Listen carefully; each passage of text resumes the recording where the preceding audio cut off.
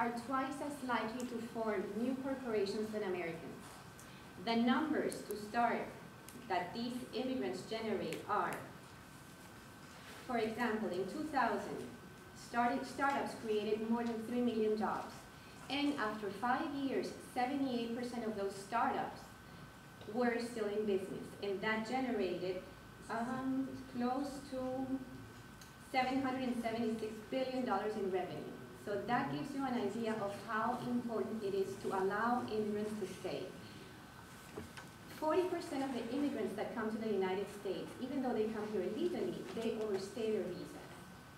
And that is, it's a problem because it has to do with the current law, and it also has to do with the system that we have in place. Right now, the United States allows 140,000 visas for the work people that want to stay here in the United States permanently. But one of the main reasons that is not enough for the people that come and work in the United States, it's because the families also count towards those visas. For example, a family of 3 people, that is the principal applicant, which is the person being employed by any company, who has a spouse and maybe 1 child, they take 3 visas. When only 140,000 visas are available per year, that is not sufficient for the demand that the United States has. Brazil and Canada are 2 countries that are currently having immigration program to attract labor. If the United States does not catch up to that, we are going to be left behind. The new proposal has some benefits, but it's not enough. We still need to have some additional reform of what's going to be proposed, but I am not going to get into that. I don't know if I have enough time for that.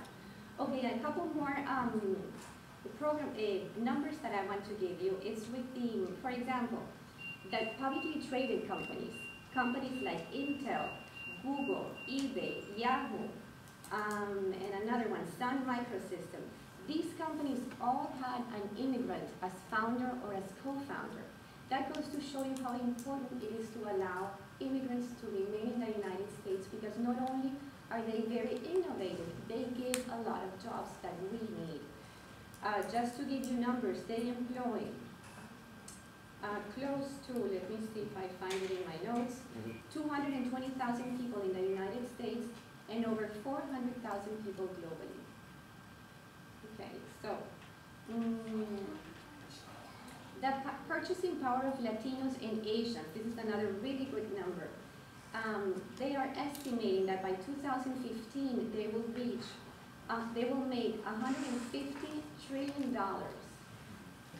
in purchasing power and $775 billion. In the Latinos, 1.5 trillion, and Asians, $775 billion in purchasing power. Okay, going to the expenses that enforcement has. The United States spends 24% more in enforcement than the CIA, FBI, and the DEA combined. Imagine, that's $18 billion a year. Over the past 26 years, the United States has spent $186 billion in enforcement. That is a lot of money to be spent on this. One problem that I see in the reform proposal that we have is that they want to make this reform contingent on enforcement.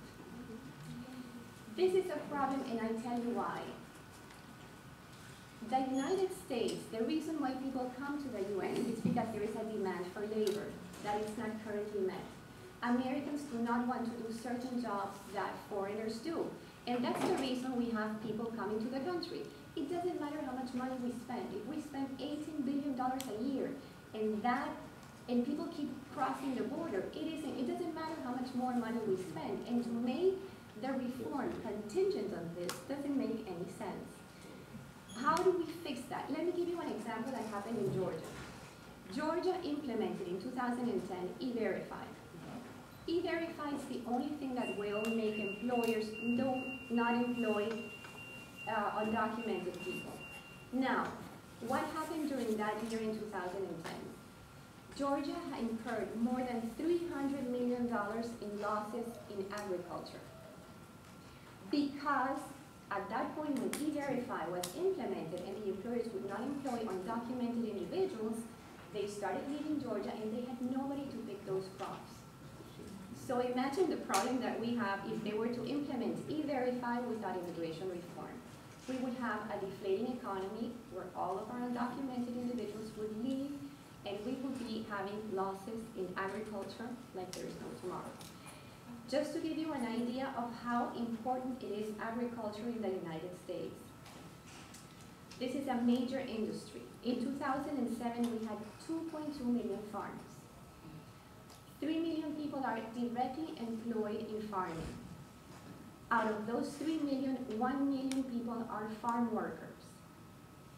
This industry generates 22 million people, 22 million in jobs that are related to farming because of this industry. This is how important this agriculture is to us.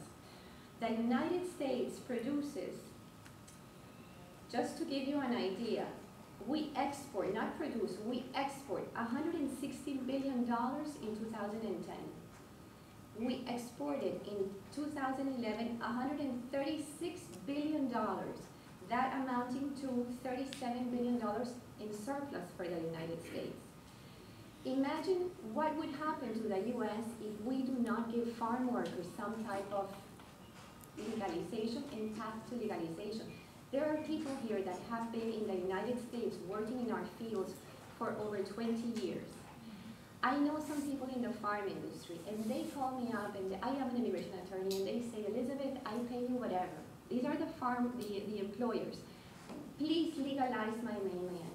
I own their house, I own their cars, I almost own their families because they don't have legal status. How can I do that? And I have no way to say I can take your money and do something because there is nothing I can do. The fact that they crossed the border, the fact that they came here legally but overstayed, that doesn't allow them to legalize. This happened since 1996. In 1996, a law was implemented that made it a law that whoever was here undocumented for more than a year and they left the United States, they would be barred from coming back in for 10 years. So that is a penalty that has really worked against us. Because the fact that in the past, when we would have somebody that worked in the United States and their employer wanted to employ them, they would do the paperwork, the people would go abroad, get their visas, and come back in. But ever since this law in 1996, we can't do that anymore. People that break the law, they don't leave. And if they don't leave, the family comes in. And if the family comes in, then it's an overburden, a structure, and it's a never-ending problem. Anyway, so this is one of the major problems that we have in the United States. Coming back to farming, these are really important figures. The U.S. farmers produce, just to give you an idea, 46% of the world's soybean, 41% of the world's corn, 20% of the world's cotton, and 13% of the world's wheat. And piggybacking a little bit on what Kelly said, these individuals, many times, they work with somebody else's papers, somebody else's social securities. They are feeding into the social security system taxes. They're paying taxes that they will never see. So in addition to all the taxes that were mentioned, these individuals feed into other people's taxes and they will never see. Currently, farm workers, there is a program called H-2A. Have you guys heard of the H-2A program? Okay, this is a program that only services 4%